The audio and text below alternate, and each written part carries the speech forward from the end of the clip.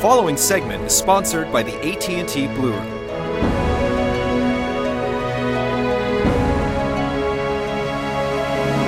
Iron Man with all his abilities, which you can go into later, perfectly gameable character. It's going to follow a lot of the core movie themes and ideas, but some stuff that we couldn't show in the movie or that we really want to include from the comics, we're going to use to expand that movie world a bit more. It's Iron Man's first solo game, it's like he's no other characters, just Iron Man showing off what he can do for the very first time. So our goal is to have the definitive Iron Man game.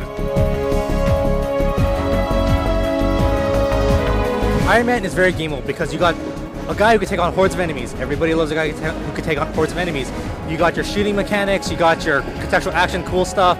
The game's gonna look gorgeous because Secret Level's doing an awesome job making a game, and as you can see, the game's only a year out and it's already looking great. It's gonna only get better. If you like action games, you like being one man versus a million people, you're gonna like playing as Iron Man. I would definitely throw it under the third-person action game because you're going to see the back of the character, and we're throwing a lot of stuff, like there's a lot of shooting, a lot of blowing up, a lot of melee. So picture kind of rolling up Battlefield but taking out one of the armies and throwing in Iron Man, a little bit of Ace Combat where you have dogfighting in the air, and some really strong melee stuff because that's where Iron Man, he's a ground guy, he punches things, he lifts turrets off tanks, he knocks legions of soldiers down. So it's kind of it's got a lot of great stuff from all those different genres of games.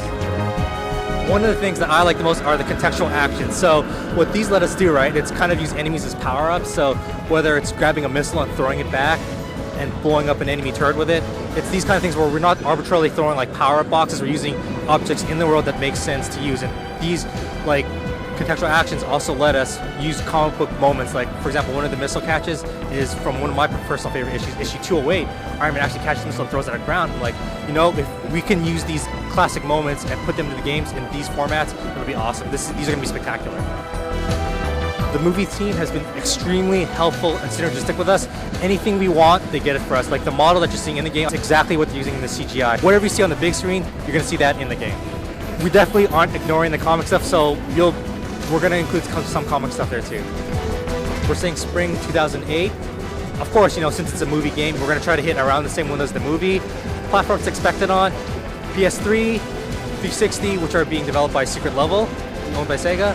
A2M is developing the Wii, PS2, PSP, PC, and DS versions of it. Be sure to check out the AT&T Blue Room at blueroom.att.com/gaming.